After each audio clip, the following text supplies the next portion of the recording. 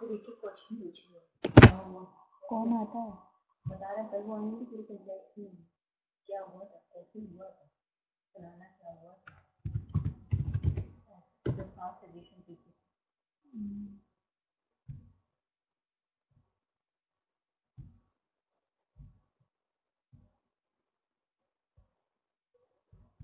कोई आइस नहीं आज नहीं आएगा ना, तो अनमोल को फोन करके कहेंगे कि आपकी कोऑर्डिनेटर जो है ठीक काम नहीं कर रही है।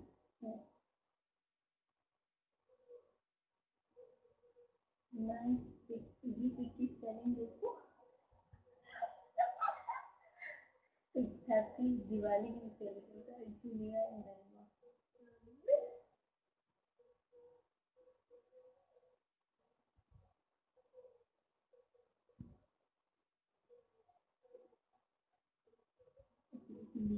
मगुआ की सोनी।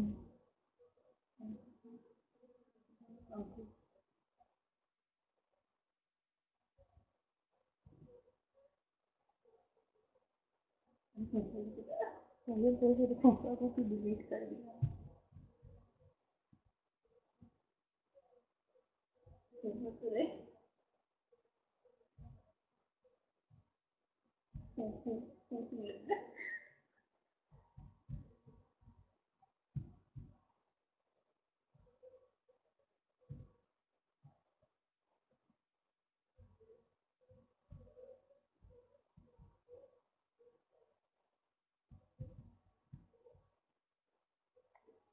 विद्या मिश्रा भी देखो कैसे लिखा है, good to see you both after long time. Good to see both of you. वो कहाँ है? Good to see both of you after long time. जैसे लग रहा है कि तो होगा नहीं, वो ऐसे लिखता है जैसे मालूम पड़ता है कि रोज हमसे मिलने आता है।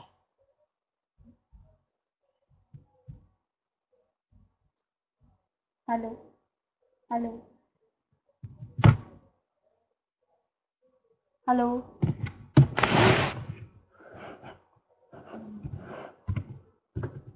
Hello Rafi, how are you? Can you hear me? Am I audible?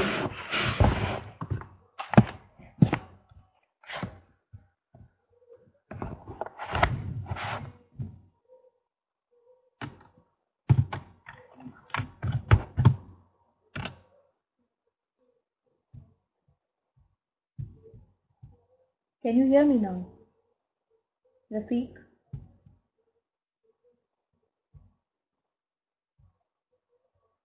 Okay, fine. We'll just start off.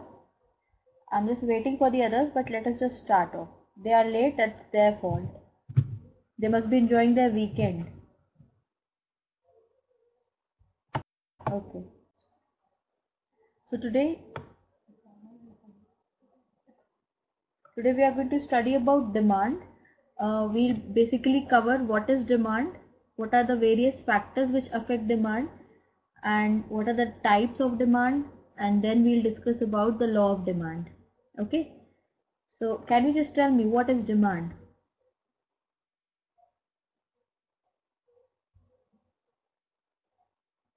Rafiq, what do you think what demand is all about? You can just type your answer in the chat box.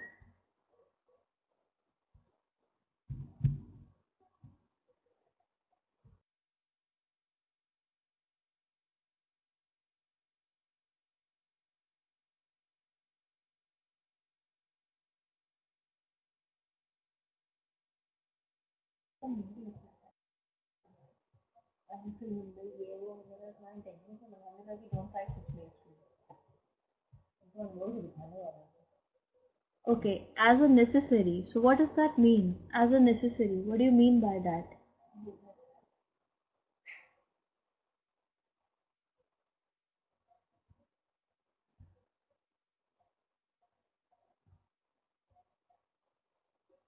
Demand is the demand for goods and services, and it is basically it's not only about the business purposes, it is also for personal use, the domestic use. Demand is actually the ability to buy something and a desire to get the same. Okay, suppose you have a smartphone and you have 10,000 rupees in your account and you wish to buy an iPhone. So is that a demand?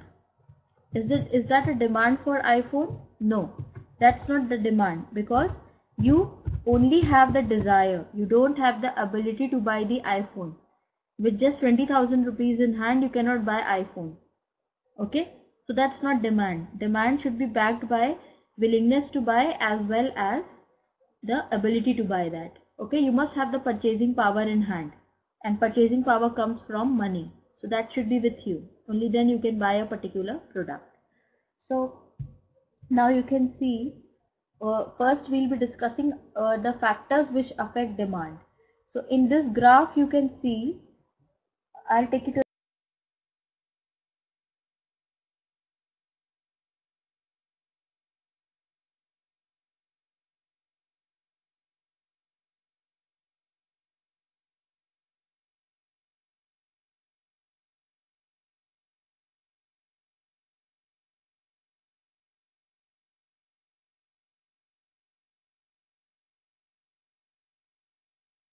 another PPT. Just a second.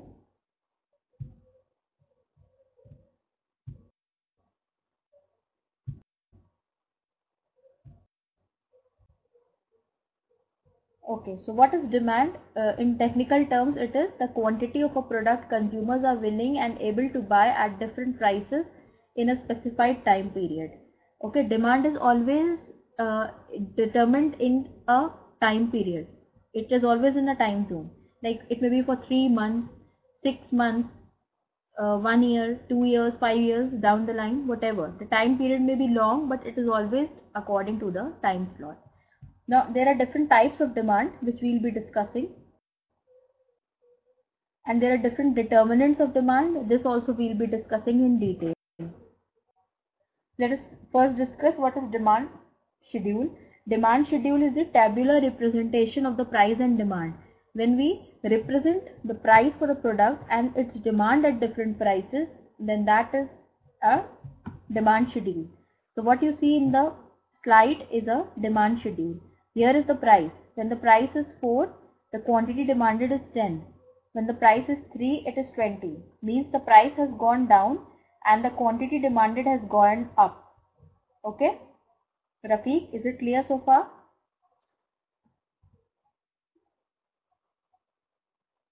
Okay.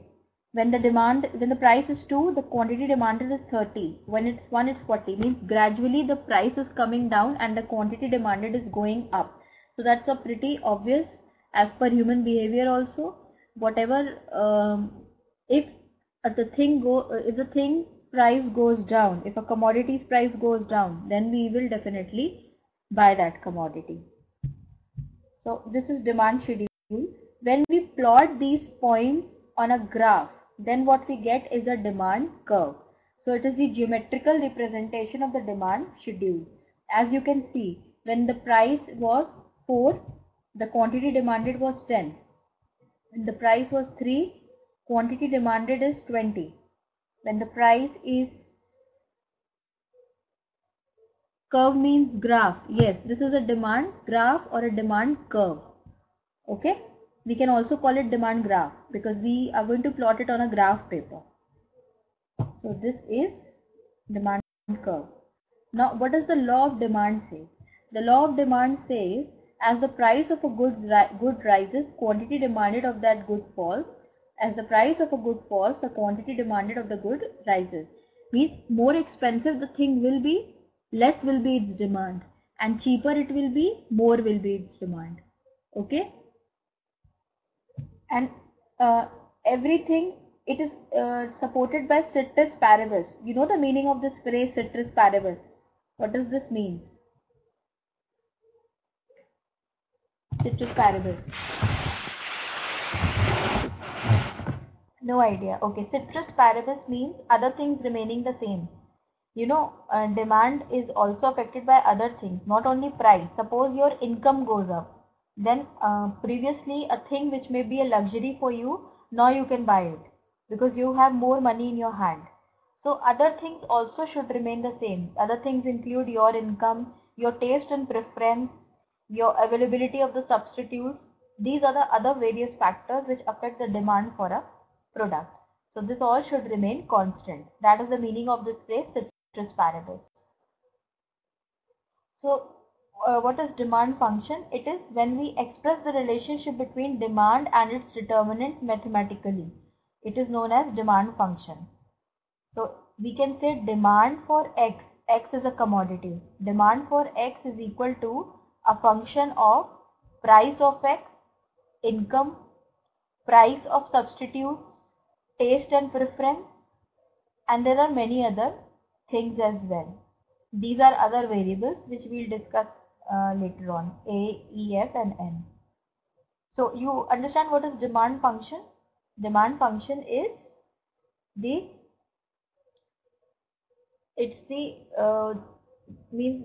when we express the relationship between demand and its determinant mathematically. Alright, Rafiq?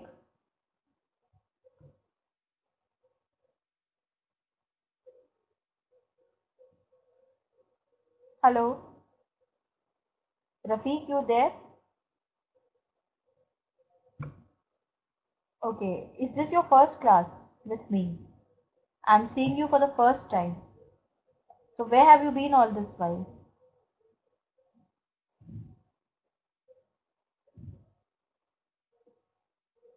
You didn't attend any of the classes in the last few months. You missed your grade. You missed your grades as well. You were on vacation. Okay. So now your vacation is over, Rafiq? So you are now back to studies. Okay. Not attending the class is going to adversely affect your grades.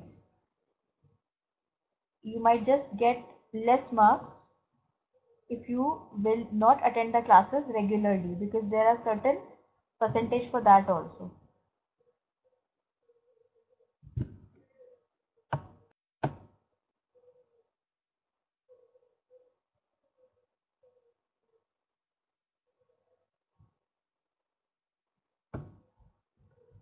Okay, you have been working with one insurance company in Abu Dhabi.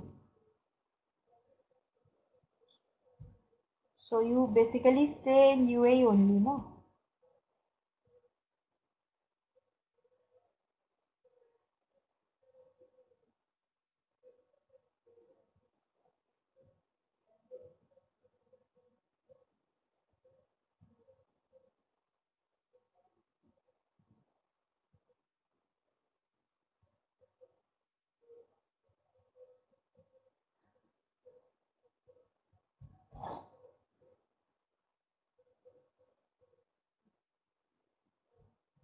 Okay, okay. So you went to India for vacation. So now you are back to this place for your education and job. Alright, so let's just continue. So now what are the exceptions to the law of demand? Exceptions means certain things which do not hold good.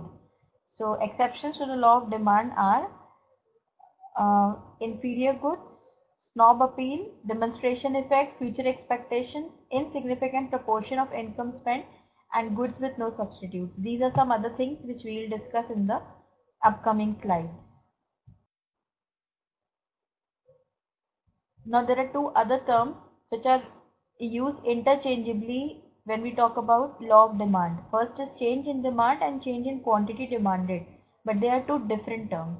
Change in demand means when there is a change in the position of the demand curve. As you can see, this is D1 and this is D2. So D2 is altogether a new graph. D1 is a separate graph and D2 is a separate graph. So this is a change in demand. Now change in quantity demanded is when there are fluctuations on a particular graph only. Suppose in this case, this is the point, this is the quantity demanded. Now if it shifts to this place, then that will be regarded as change in quantity demanded. Means the shift in the same graph. Okay.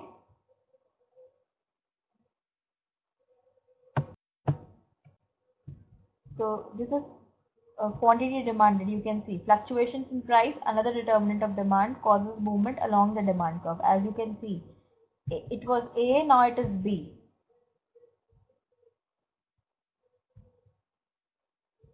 That's all right. That's good that you are hearing, but I need to know how much are you following.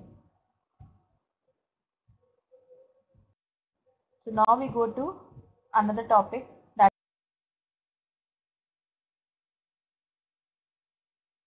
is types of demand. I think you are clear with what is demand. Can you just tell me in short what is demand and what does the law of demand say? Rafiq?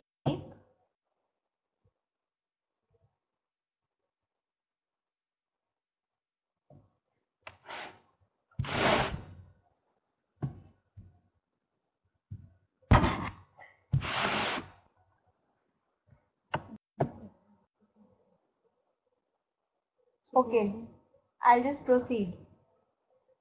So first, now we'll be discussing about the different types of demand, Rafiq. There are many types of demands. So the first category of the demand is direct demand and derived demand. As its name suggests, it's pretty simple. Direct demand is the demand for goods which we are consumed directly, and derived is the indirect demand. Can you give me some example of goods with direct demand?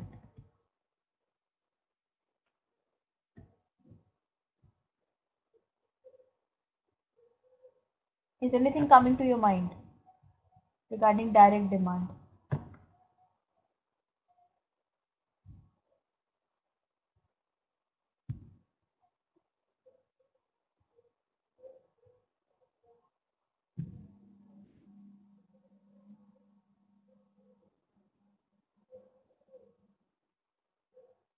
No, Rafi.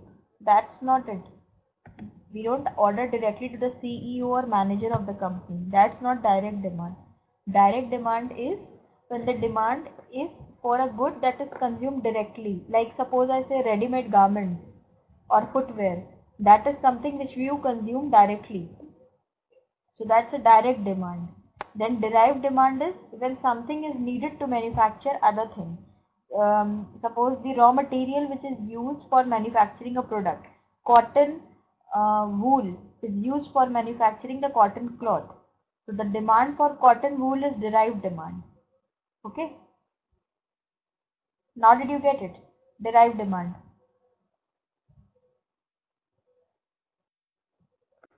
Okay. So direct demand refers to the demand for goods meant for final consumption. It is the demand for consumer goods like food items, ready-made garments and houses. And by contrast, derived demand refers to demand for goods which are needed for further production. So it is the demand for producers' goods like industrial raw materials, machine tools and equipment. These are the things which are used to manufacture something, and that final output is used by the consumer. So this is a producer's, this is a derived demand. Got that? So now we go to the next.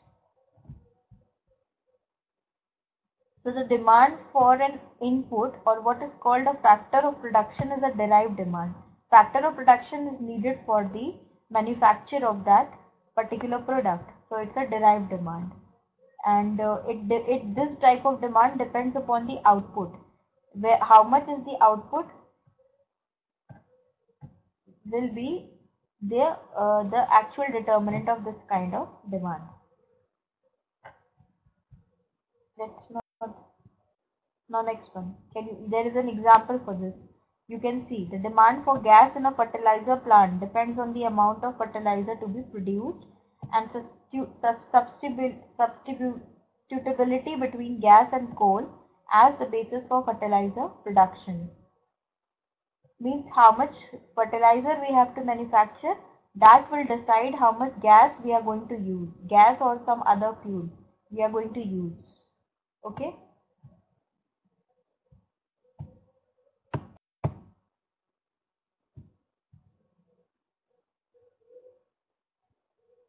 So did you get this direct demand and derived demand, Rafiq?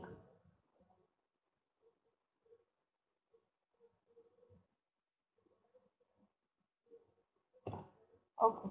Now domestic and industrial demand. So domestic demand is, as its name suggests, what do you mean by domestic demand? Can you just tell me?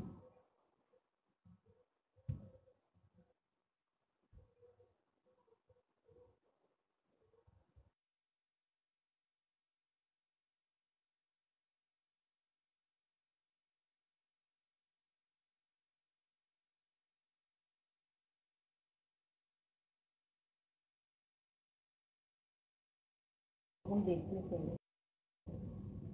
हैं करता रहेगा खाली तो कैसे दे दो वो भी नहीं समझ सकता है बन जाता है Rafiq? No, it's not domestic and international. This is domestic demand is the demand for the goods which are used for domestic consumption, like eatables, foodstuffs, the things which we use in our house on a daily basis. That is domestic demand. And industrial demand is the demand for the manufacture for the industries. Like coal.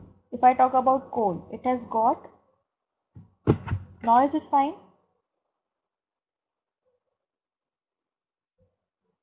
Rafiq? Okay. If I talk about coal, so coal is used domestically also and for industrial purposes also. It is used in industries for running the plant. So it has got both the types of demand. Another example is refrigerator. It can be restated to distinguish between the demand for domestic consumption and demand for industrial.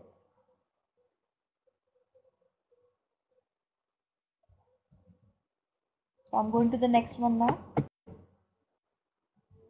Example is coal. Coal has both domestic and industrial demand, and the distinction is important from the standpoint of pricing and distribution of coal.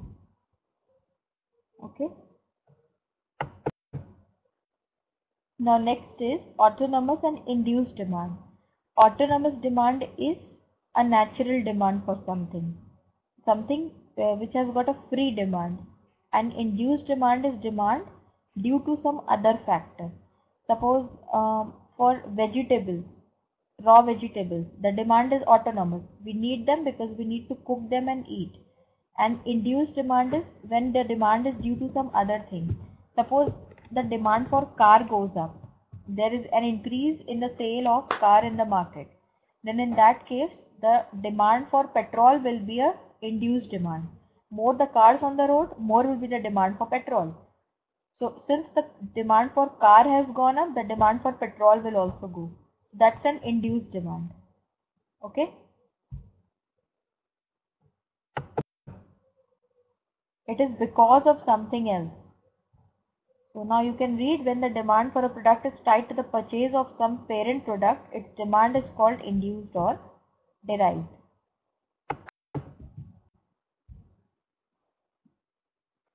There is a example for this.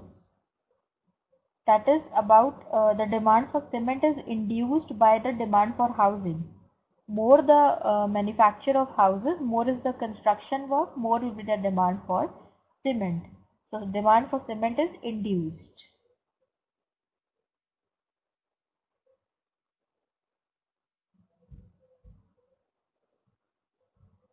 Now consider the goods like tea and sugar, bread and butter. So bread and butter, if we are demanding for bread, we will be demanding for butter also. So the demand for butter is an induced demand.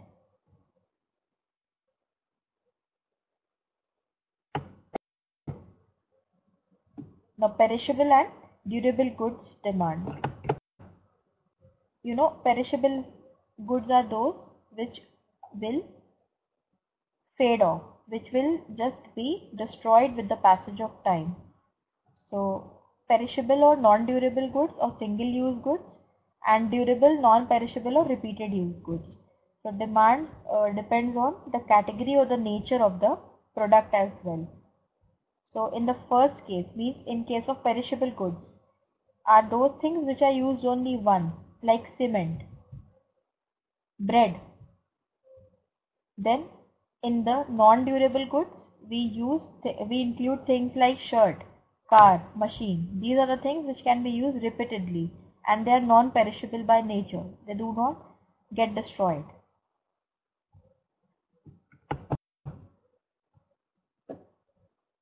Now, in other words, we can classify goods into several categories: the single-use consumer goods and single-use producer goods, durable-use consumer goods and durable-use producers goods.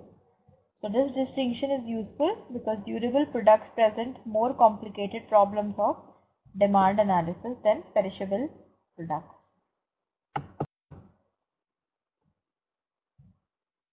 So what are non-durable goods? They are the goods which are meant for meeting immediate demand, and durable items are those which are designed for use in future, like furniture. Furniture is a durable item. It is going to last longer. It has not got a very small shelf life, and it is designed to meet the future need.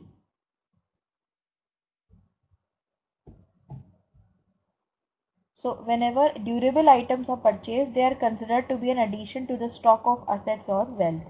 Suppose if we buy a sofa set, that's our wealth. That's an addition to our wealth. Alright, Rafiq? Clear? The different types of demand?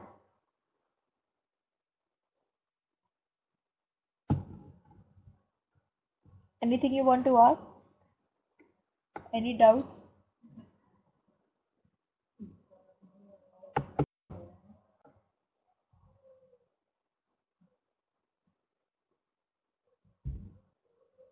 Now, because of the continuous use, some assets like furniture or washing machine, they may suffer depreciation.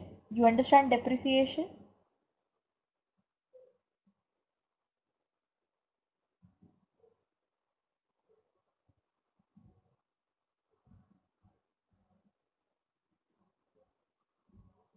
Okay, depreciation is the loss in the value of the good. Suppose use you use a machine on a regular basis.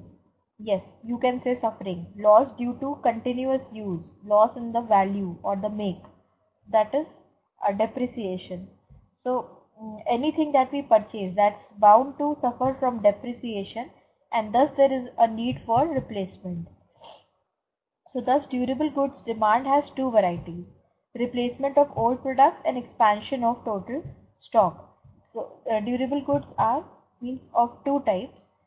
Their demand may be of two types. The first can be when we want to replace an existing one, means we want to replace an existing sofa with a new sofa.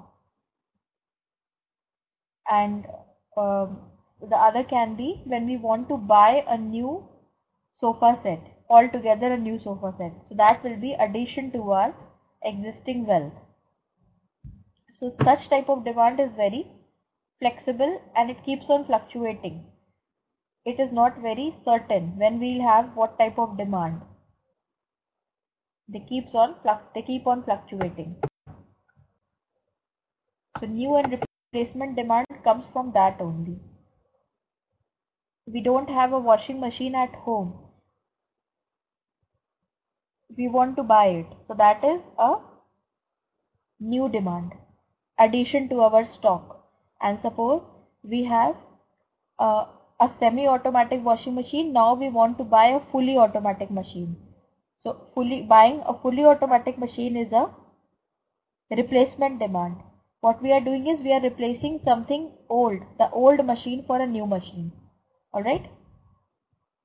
So such replacement expenditure is to overcome depreciation in the existing stock. So the best example for this is producers goods, like the machines which are used for manufacturing things. So the demand for the spare parts of the machine is a replacement demand. But if you want to buy the latest type of machine, then that is a new demand.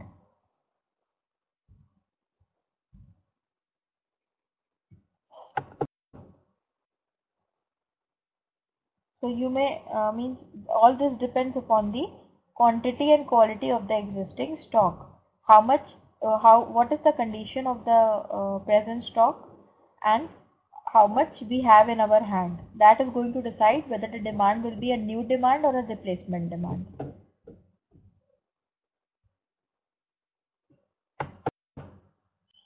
Now final and intermediate demand. This is simple. Final demand is the demand for finished goods and intermediate demand is the demand for semi-finished goods, or maybe we can say raw materials.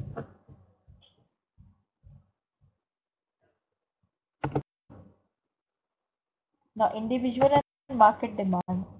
Individual demand is the demand of an individual, and when the demands by the individual are collectively known as market demand. Okay.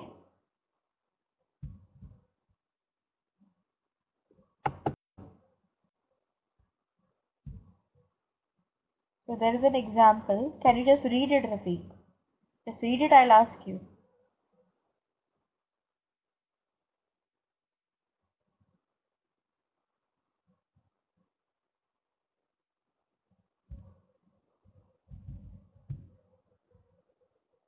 Once you are done, let me know.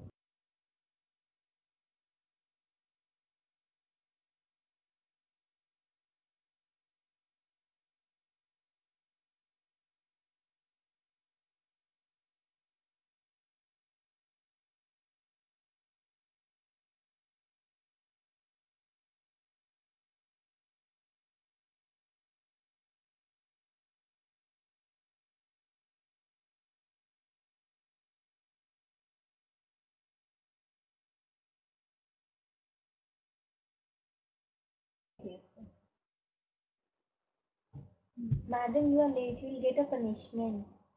उनका बोल दिया था. मैंने कहा what kind of punishment you want to give me? पूरी class सामने पूछा.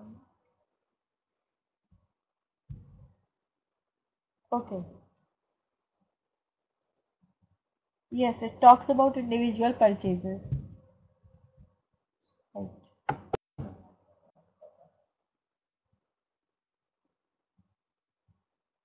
So, what type of demand it is? Whether it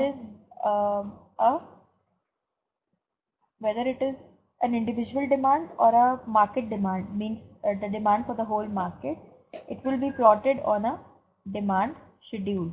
Okay, it will be plotted on demand schedule, and hence we'll get the demand curve, and it will always obey the law of demand.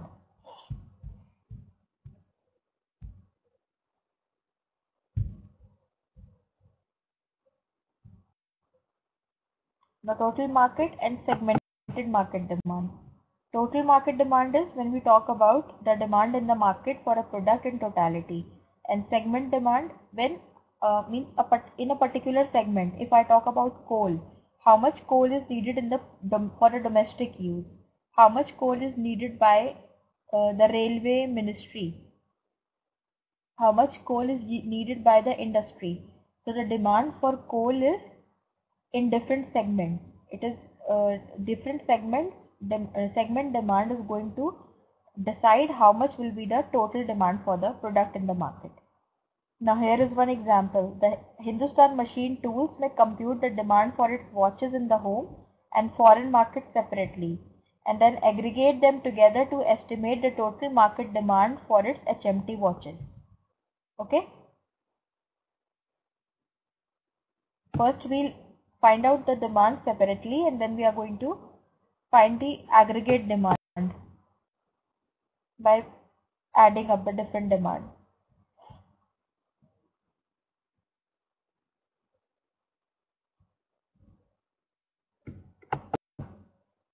Now, company and industry demand, this is the last type of demand. Company demand is, as its name suggests, it is the demand for a product for a company. Now you can see it will be clear with the help of the example. You may think of the demand for cement produced by Cement Corporation of India, or the demand for cement produced by all cement manufacturing units. So this manufacture of cement by the individual company, this company, the Cement Corporation of India, that is CCI, that is the individual demand, or we can say that is the company demand. And the demand for the cement manufactured by all the cement companies who are into the business of manufacturing of cement, that is the industrial demand. Okay.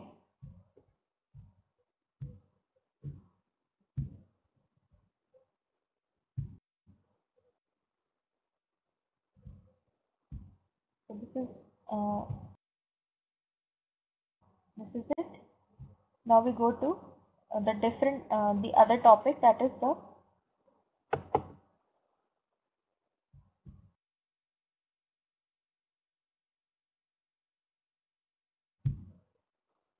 this we have done.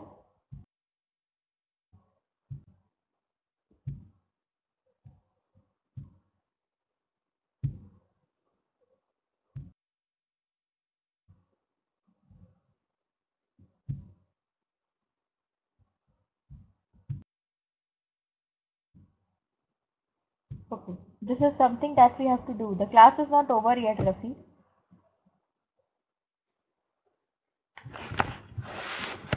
Now, the next topic that we have to cover is elasticity of demand. You know what is elasticity of demand? What is the basic meaning of elasticity? Can you just tell?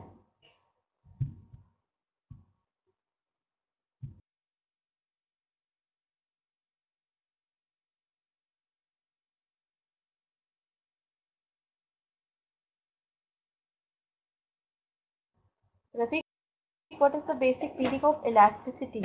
Elasticity means the stretchability. Yes, the power to stretch. That is, or we can say the power to change. The elasticity of demand means the power of demand to change according to the different types of changes. So, elasticity of demand is defined as the responsiveness of the quantity of a good to changes in one of the variables on which the demand depends.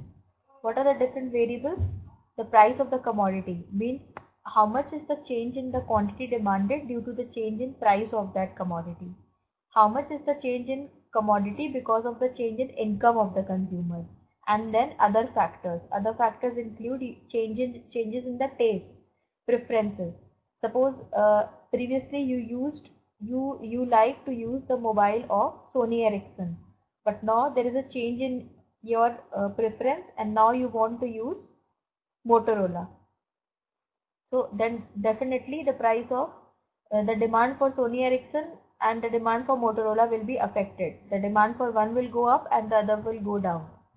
So that is elasticity of demand due to the other factors. So by definition, the elasticity of demand measures the response of the demand for the commodity to change in price. Now let us first discuss the price elasticity of demand. What does this mean? This means the percentage change in the quantity demanded divided by the percentage change in price. It means the change in quantity demanded due to the change in price of the product. If the product is becoming expensive, how much quantity demanded is changing, and if it's becoming cheaper, how much is the change in the quantity demanded. That is what is measured by the price elasticity of demand.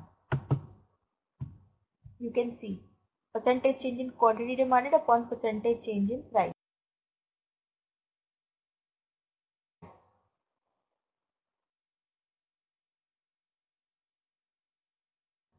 Rafiq,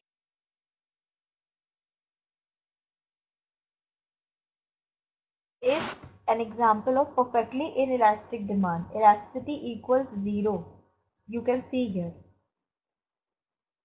Means whatever may be the change in the price, the quantity demanded will remain the same. Can you give me one example of such a product which has got a perfectly inelastic demand? Can you give me one example?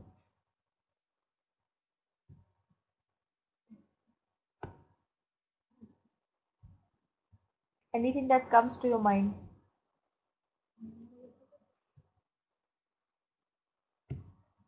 Engine item?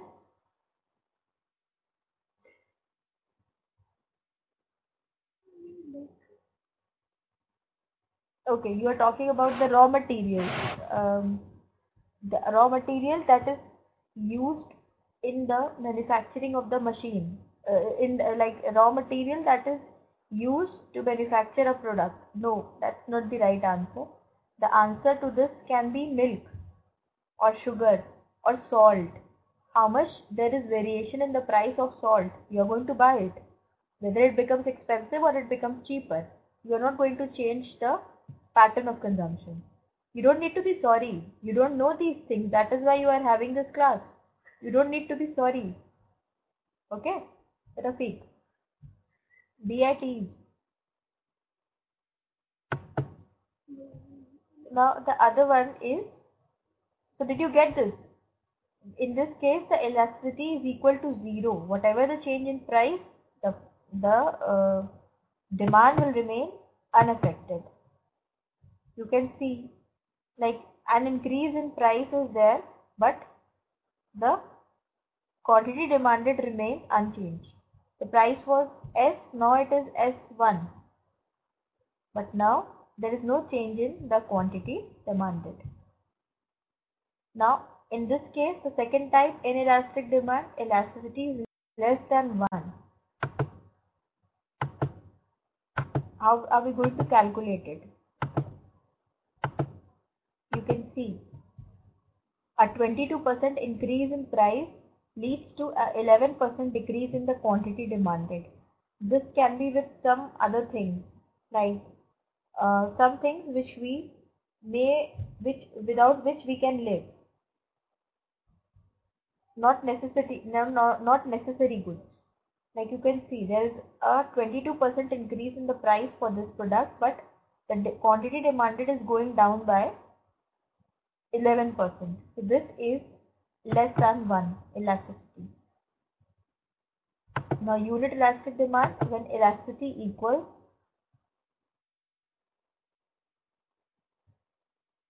1. What are you saying? I guess there are 2 nearby you. No, there is nobody around me.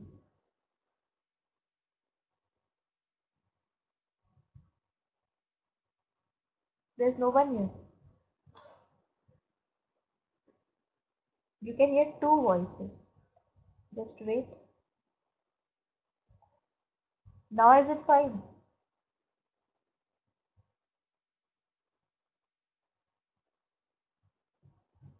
Okay.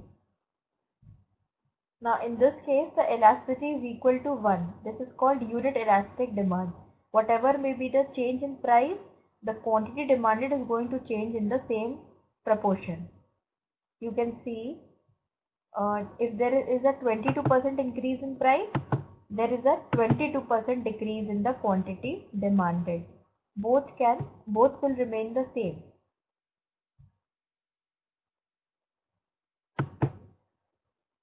Next one, when elasticity is greater than 1, as you can see here.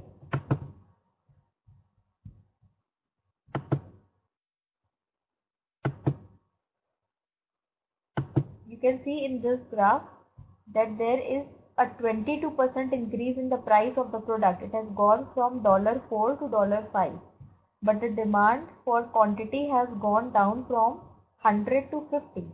So there is a significant decrease in the quantity demanded. So it leads to a 67% decrease in the quantity demanded. So this is an example of elastic demand. Elasticity is greater than 1. This can be with electronic items. When the price for them will go down, people will buy more of them. And when the price will go up, people will buy less of them. Okay?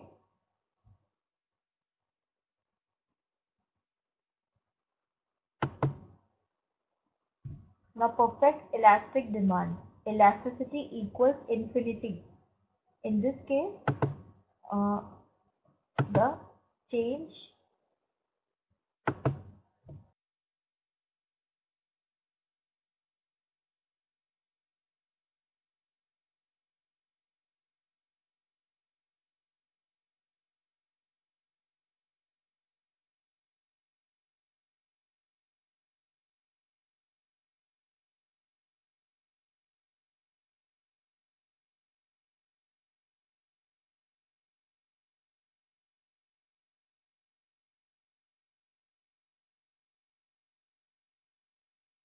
you can see this says that any price above $4, quantity demanded is 0. You can see this is dollar. Rafiq,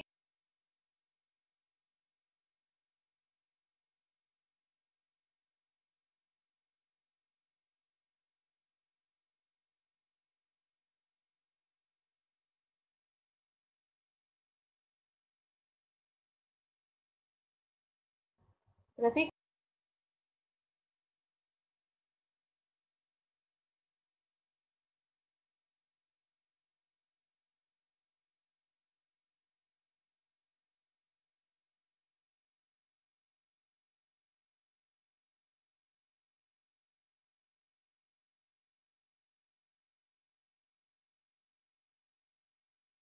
4, quantity demanded is 0.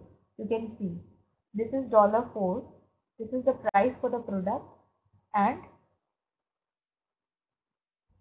if anything above, the quantity demanded is 0, and if if it is exactly $4, the price for the product is $4, then the consumer is going to buy any quantity.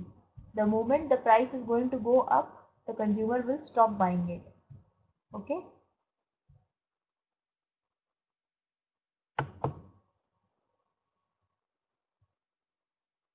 And if the price is below $4, then the quantity demanded is infinite. People are going to buy lots and lots of it.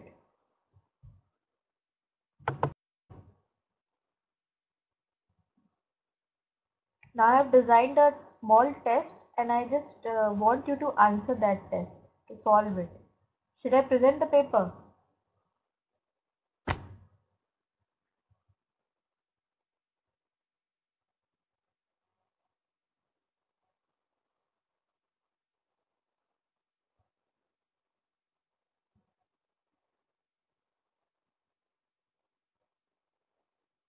That is not a problem. The paper is already uploaded here. This is the paper. This is the demand. This is the quiz that I want you to solve.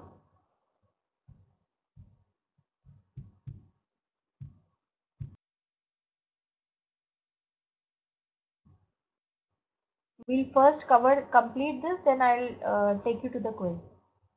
Okay? Rafiq.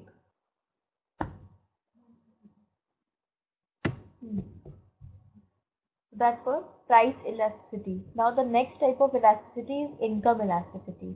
Income elasticity means the relationship between the change in income of a person and the quantity demanded of a product. How much they relate to each other, that is income elasticity. So if we define it, we can say it is the degree of responsiveness of the demand for the commodity to a change in the income of the consumer. It is defined as the ratio of percentage change in the quantity demanded of a commodity to the percentage change in the income. Like the income elasticity is negative for inferior goods. Now, do you understand what are inferior goods?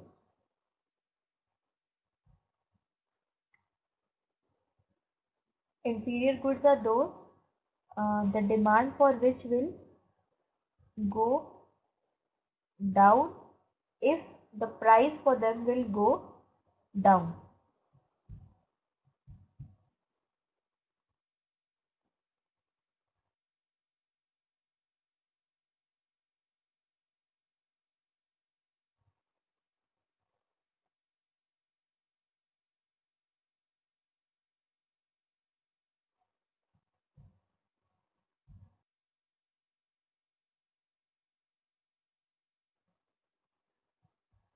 As you can see here, just see here. Substitutes. If we talk about the goods which are substitutes for each other. Goods S and T are weak substitutes like tea and coffee. If I talk about tea and coffee, P1 and P2. Price of good S. Just a second.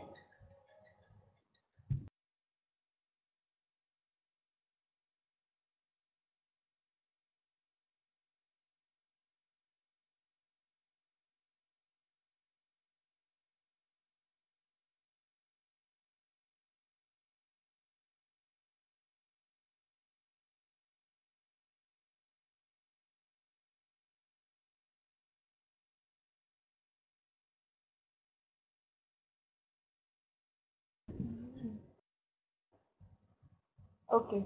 Yes, Rafi. Sorry, I had a call. So goods S and T are weak substitutes. Now let us see. This is price of good S and this is the quantity demanded of good T. They are substitutes of each other. Like suppose I said tea and coffee. If the price for tea will go up, maybe the demand for coffee may go up.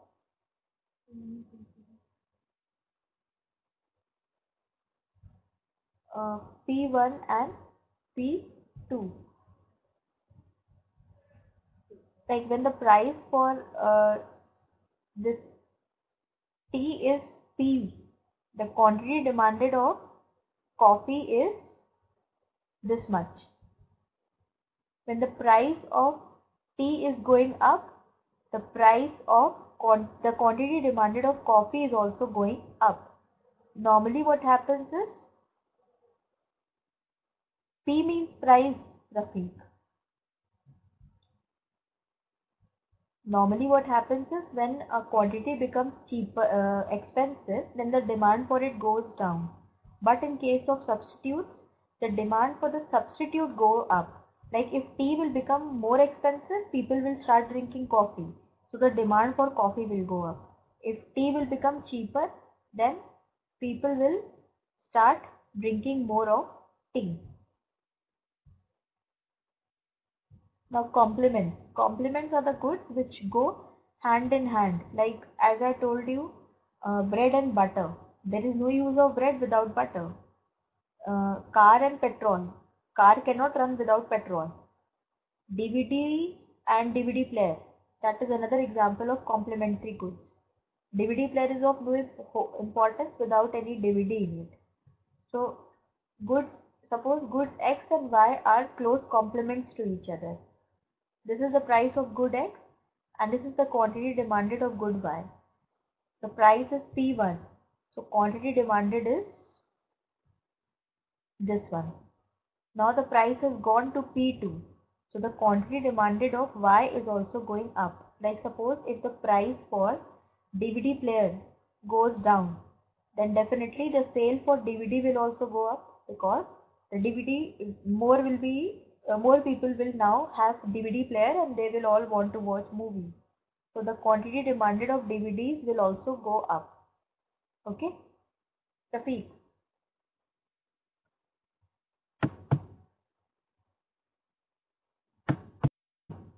The example they gave was of petrol and petrol car. Now goods with zero cross price elasticity of demand means independent. There are certain goods which do not have any relationship with them. So the demand for such goods will also, let us study about the demand for such goods also. Like price of good A and demand. P1, then P2, then P3. The quantity demanded is remaining the same. Goods A and B have no relationship.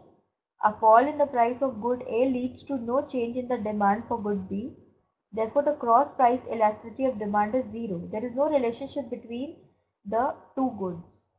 So, P1 may be the price, the quantity demanded remains the same. Price falls to P2, quantity demanded remains same. Price falls to P3, the quantity demanded is same.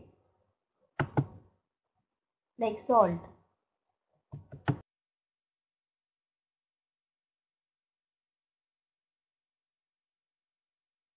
Example is salt. So this brings us to the end of this. Now let us see, go to the quiz. Rafiq, you have to answer the questions which are there. So this is the quiz. You can read question number 1. Should I increase the font size? Or you can read it well.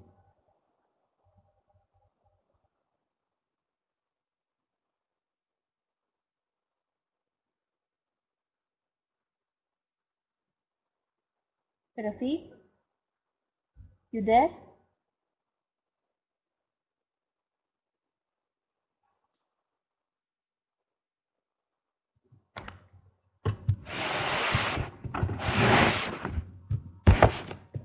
Yes, the correct answer is law of demand. Good. Now the next one, fill in the blank. Number 2, dash is the willingness to buy a product and ability to pay for it.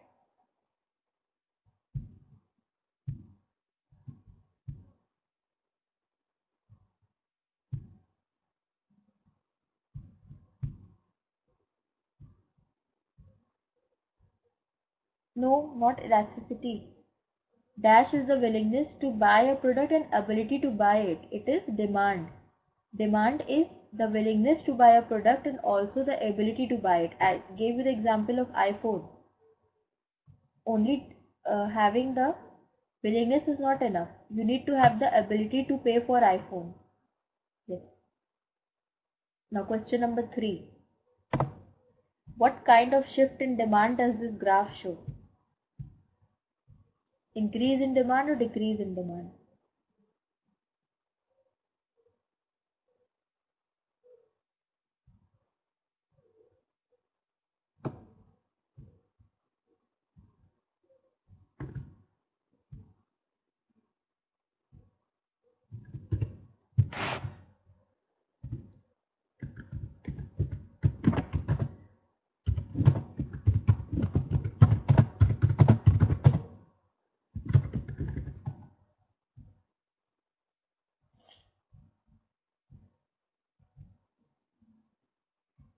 Increase in demand.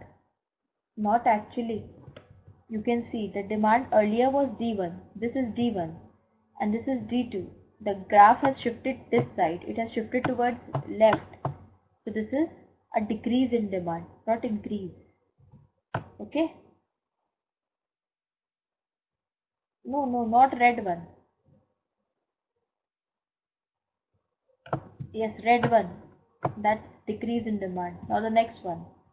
What kind of shift in demand is this? Increase in demand or decrease in demand?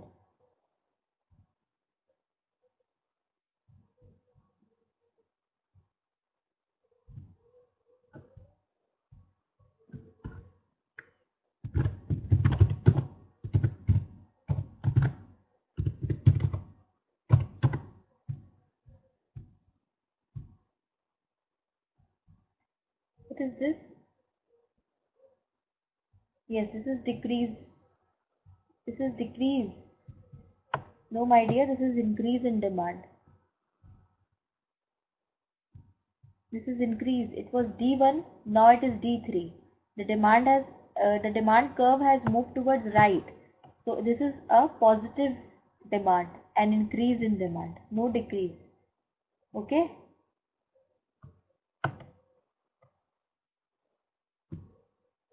Now fifth one.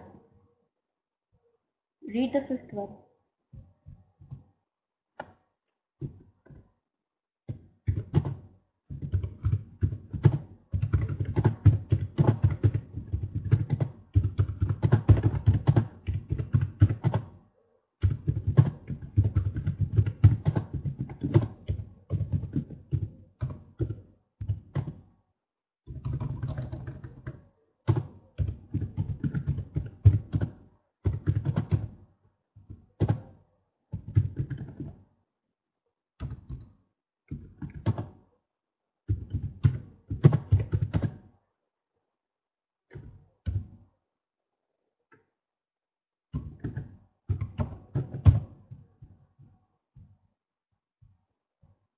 Complementary good. No, actually it is inferior good. Inferior good. What is inferior good? Just look at the situation. Jen's income has increased. Now he has more money. She has more money in her hand, but she's not buying those discounted clothes because because now she is buying the designer clothes. So this means the discounted clothes are inferior goods. I told you, inferior goods are the goods whose demand goes down with an increase in the income. People have more money in their hand, they want to buy more good things, they want to buy branded things. So they will go for designer clothes. So inferior goods. Next one. Tom was recently laid off from his job. You can read it. What type of good is jewelry? That you have to tell.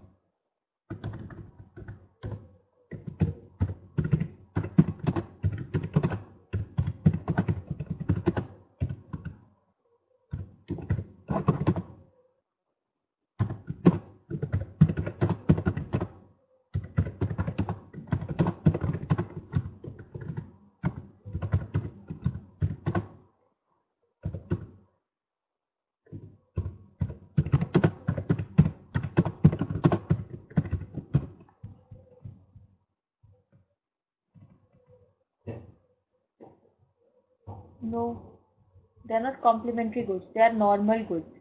Because he has been laid off from his job means he has no money. So since there is no money, so there is no demand for the product. These are normal goods. Okay. Now next one. Seventh one.